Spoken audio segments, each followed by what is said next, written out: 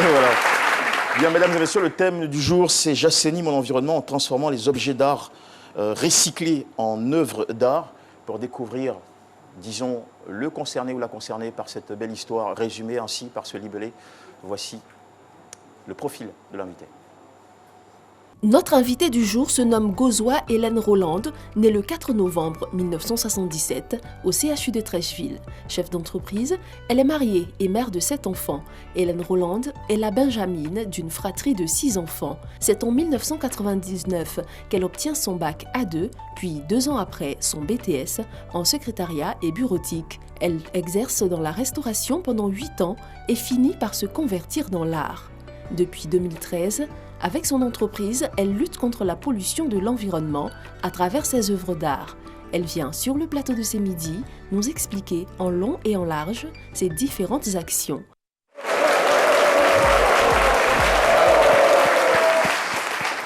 Madame Gozoa Hélène Roland, bienvenue sur le plateau de ces midis. Bonjour. Bonjour, on apprécie déjà votre classe. D'accord. Très belle couleur, moi je suis un fan de couleur bleue. Et heureusement que nous avons des citoyens avec une forte conscience environnementale. C'est le cas de notre invitée de ce jour, Madame Gozoa Hélène Roland. Je rappelle, chef d'entreprise qui a obtenu en 1999 son bac A2 et 2 ans après, donc en 2001, son BTS en secrétariat et bureautique. Vous n'avez pas tout de suite exercé dans ce domaine lié à votre formation. Vous êtes lancé, disons, 4 ans plus tard, dans le business culinaire. Donc en 2006, vous ouvrez votre premier restaurant au 220 logements. Tout à fait. Alors. Ben voilà, merci. Au 220, je commence par la restauration d'abord. Et puis, il y a un blocage parce que là, on m'empêche d'exercer. Déjà, quand vous parlez de restauration, quelle était la palette de services ou de plats que proposait votre restaurant? Les plats africains, l'histoire du crabe poilu, magne braisée. Vu que je suis de la côtière, je suis à Vicam, je suis de Grand Laou. Donc j'ai mis les gambas braisées, attiqué, sauce. Là, il est midi, ça nous fait monter de la salive. Wow. Attiqué, sauce mâchoiron, et puis voilà, ça fait beau. La soupe du pêcheur. La soupe du pêcheur, l'assiette du pêcheur. Voilà. Et puis là, à un moment donné, on m'empêche de progresser dans mon entreprise. Je me bats encore, je dis bon, c'est pas grave, je me lance toujours je continue toujours dans la restauration en livrant la nourriture dans les entreprises. Voilà. Et puis, clopin, paf, en 2011, je trouve un espace, encore, un deuxième espace pour refaire un restaurant à Angré, au terminus 81-82. Voilà. À la map, c'était l'espace de Aubin-Monfay. Voilà. De passage. Et puis, je me lance encore. Là encore, problème parce que je ne tombe pas sur des bonnes personnes avec qui je travaille, qui part avec près de 600 et quelques mille francs, qui me laisse des dettes, le cuisinier. C'est votre cuisinier qui... Mon cuisinier, voilà. Puisque j'essayais plus ou moins de diversifier mes activités. Voilà, donc je n'étais pas tout le temps là, comme ça. Vous supervisez? Donc voilà, je supervisais juste et puis voilà, je suis cambriolée et tout. Et puis c'est la déception, mais... Je retourne en 2013 à Yopougon, à la cité Lièvre Rouge. Je me lance encore dans la restauration. Là-bas, on m'appelle Maman Loco Choco. Je me lance dans l'histoire d'Aloco, ça marche. Et puis, paf, je fais un autre endroit à Azito. Voilà, à Azito. Je continue toujours dans la restauration. Et puis là... j'ai dit, bon, c'est le temps de me mettre dans ma passion, de suivre mon chemin. Avant d'arriver à ça, je voudrais qu'on parle du business de la restauration. Pour vous qui l'avez exercé pendant, je crois, quasiment au moins 8 ans. Oui. Jusqu'où il est rentable? Jusqu'à quel degré il est rentable? À 1000%, je veux dire. À 1000%? 1000%. Ça, je peux l'assurer. C'est vraiment rentable. Par rapport à ce que je fais, par rapport à l'art, qui est ma passion, vraiment, la restauration, c'est rentable. Et je exhorte vraiment, si vous voulez investir, mettez-vous dans la restauration. Ouais. Mais vous avez malheureusement rencontré des problèmes indépendamment de votre volonté? Oui, indépendamment de ma volonté, parce que là, je commence la restauration à Azito, ça prend, à Lièvre, c'est bon. Et puis là, maintenant, Hélène veut se mettre à fond dans sa passion, qui est la décoration. La décoration, la peinture, le recyclage et autres. Donc, je commence par la peinture, tout doucement. Quand vous dites que c'est votre passion, pardon, quand vous dites que c'est votre passion, ça voudrait dire que vous avez un amour particulier pour la décoration qui date tout de même? de, quand ça remonte, de très longtemps. Je me souviens, en classe de 4e déjà, pour un exercice, on nous avait demandé de faire des cartes de vœux. Et j'ai eu la plus forte note. J'avais eu 18 sur 20. À cette époque, mon professeur d'art plastique m'a dit « Tu ne veux pas faire les beaux-arts ?» J'ai dit « Non, pas maintenant, après. » Une chose est sûre, je vais m'y mettre, mais pas maintenant. Je sais qu'il y a quelque chose qui me retient du côté de l'art, mais pas maintenant. Ça va venir avec le temps. Voilà. Donc finalement, fin 2013, pour être précis, vous êtes, disons, rattrapé par votre passion de jeunesse qui revient. La restauration, c'était votre business. Votre passion, franchement, c'est la déco. C'est la déco. La déco intérieure. C'est avec ça que vous commencez. Oui, je commence avec la déco intérieure, la peinture. Et puis, il me vient l'idée de dire, mais il ne suffit pas de faire la peinture d'une maison. Il faut apporter quelque chose qui va faire qu'on dira, ça c'est Hélène. C'est Hélène qui est passée par là. Qu'est-ce qu'il faut? Bon, j'apporte mes conseils plus ou moins, mais je ne voulais pas utiliser des objets de décoration qui sont déjà dans les grandes surfaces. Je voulais créer moi-même quelque chose qui va faire ma propre signature. Ce qui est intéressant dans votre histoire avec la déco intérieure, c'est que vous commencez chez vous, à la maison. Oui, chez moi. À faire ma peinture, des dessins sur les murs et tout ça. Vous prenez des photos que vous partagez sur les réseaux sociaux. Et puis ça fait waouh. Et ça fait, ça fait un effet. Ça fait un effet. Et puis ma fille me dit, maman, tu vois, il n'y a pas beaucoup de femmes qui sont dans ce domaine. Si tu t'y mets, ça va faire waouh. Je pense que tu vas aller loin avec. J'ai dit oui, donc on se met à fond. Donc je reste toujours dans la restauration parce que c'est la restauration qui me permettait de financer mes activités. Voilà. Vu que là-bas, ça rapporte beaucoup plus. Voilà, donc je commence ma peinture et puis on me contacte une fois, il y a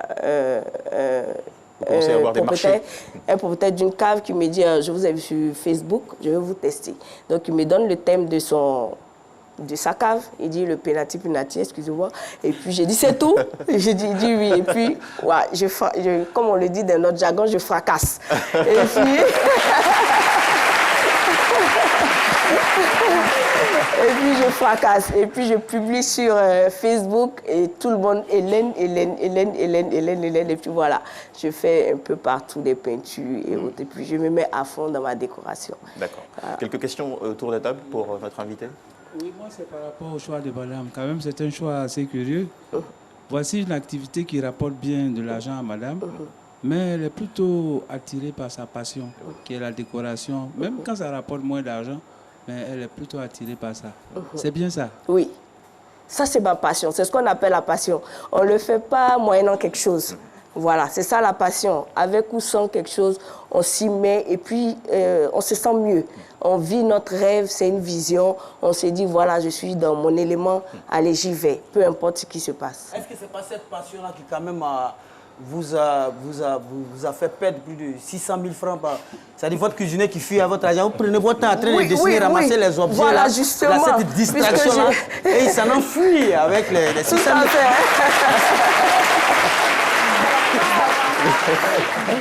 C'est pas vraiment une question, mais moi j'aimerais vous féliciter pour la stratégie Internet.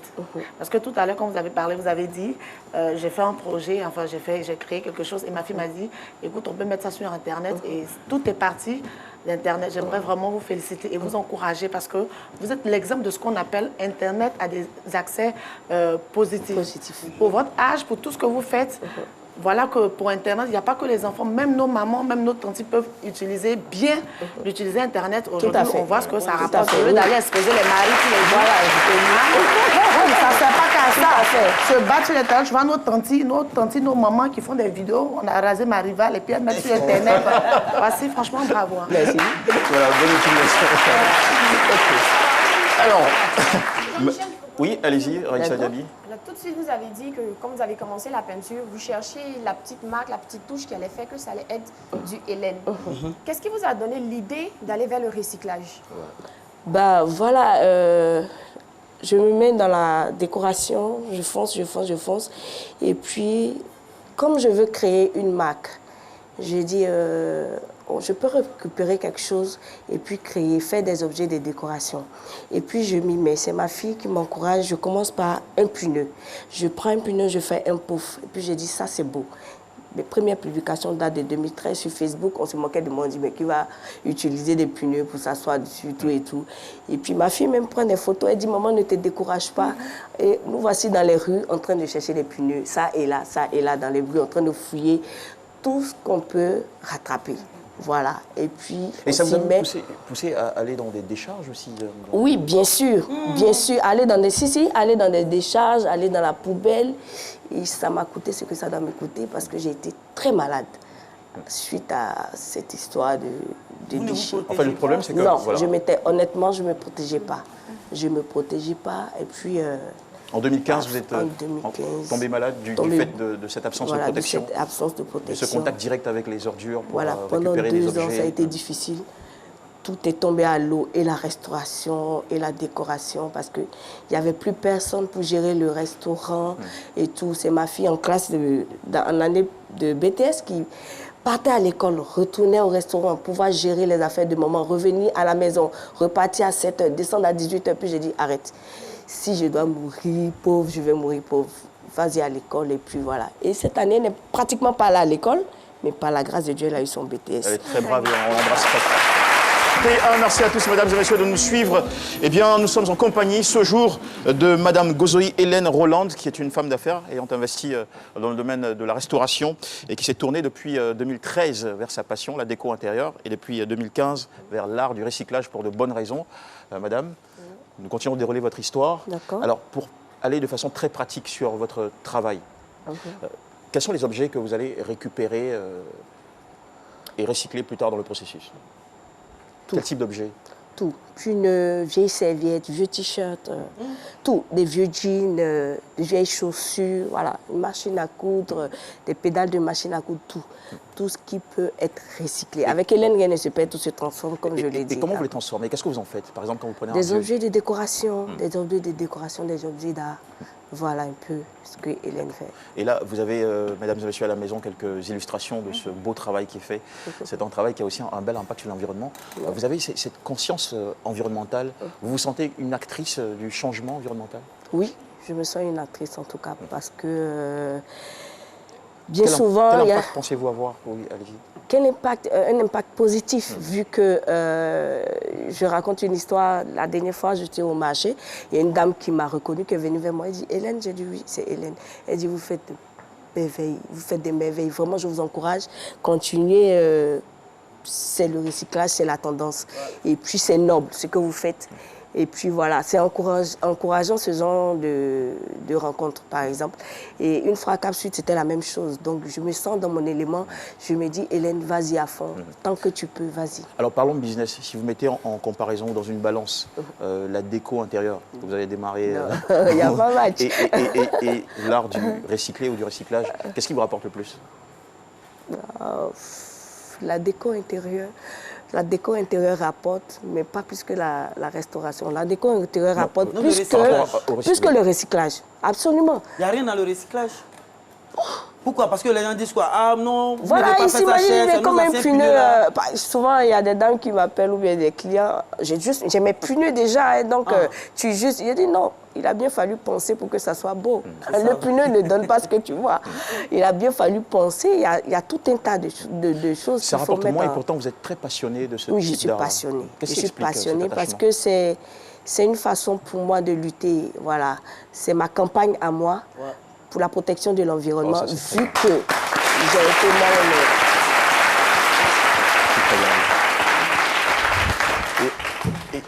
moi-même. Et on se demande bien...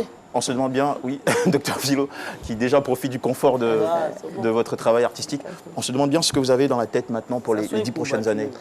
Oh, je souhaiterais vraiment que nous inculquons la protection de l'environnement à nos enfants et pourquoi pas dans le programme scolaire. Ah oui, pourquoi pas, si. Pourquoi pas dans le programme scolaire. Une très très belle suggestion d'ailleurs. C'est ma suggestion à moi. Voilà. D'accord. En tout cas, il y a des réactions en ce moment sur la toile, relativement à votre passage et surtout à cette passion exemplaire que vous nous apportez. J'espère que votre exemple pourra susciter des vocations et surtout renforcer la conscience environnementale au niveau du public qui nous suit. Nous allons accueillir très rapidement Paulus Agathon pour partager avec nous les questions du public. Mesdames et messieurs. Vos réactions nous intéressent avec Paulus Agathon.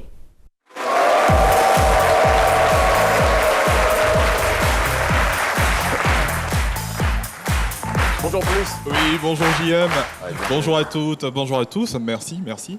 Eh bien, on va se rendre directement sur la page Facebook C'est Midi. Et là, on a le message de Laki Samani qui dit bravo Hélène. Comme on le dit, rien ne se perd, tout se transforme et on a bel et bien la preuve avec vous. Voilà. On a ensuite le message de Emmanuel Bolloré qui dit votre action est très louable. Et je me demande, est-ce que vous avez des projets avec le ministère de la Salubrité et de l'Environnement? Ce serait une belle idée en tout cas. Oh, un projet, pas moi directement, mais une dame que j'appelle ma marraine, qui s'appelle Massal Touré, qui a bientôt, comment dirais-je, le salon du recyclage et de l'environnement.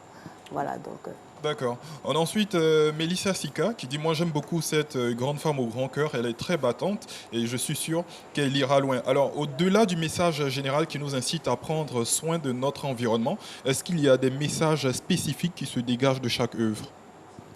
Oui, c'est... c'est toujours, je veux dire, c'est le même message, protégeons-nous. Protégeons l'environnement, protégeons-nous. Protéger l'environnement, c'est se protéger nous-mêmes. Nous-mêmes, nous sommes l'environnement. Ouais. Voilà. Donc, plus nous détruisons l'environnement, nous-mêmes nous détruisons. Voilà. Voilà un peu ça. Alors voilà, JM, c'était là ma dernière intervention, mais de façon générale, l'ensemble des internautes souhaiteraient savoir l'adresse de sa page Facebook afin éventuellement de pouvoir la contacter. Tout à fait. Hélène, c'est tout. Pardon? Hélène abrégé. J'ai abrégé Hélène comme sur... les fauteuils, les poufs. Ok, j'ai bien compris. Donc Voilà. vous avez l'adresse H-E-L. Non, H-E-L''N. c'est bien compris. Voilà, En tout cas, merci beaucoup pour l'exemple que vous incarnez. Merci mon cher Paulus. Je vous en prie JM, rendez-vous demain, toujours à la même heure parce que comme d'habitude, vos réactions nous intéressent. Voilà, on le raccompagne avec une belle énergie, s'il vous plaît.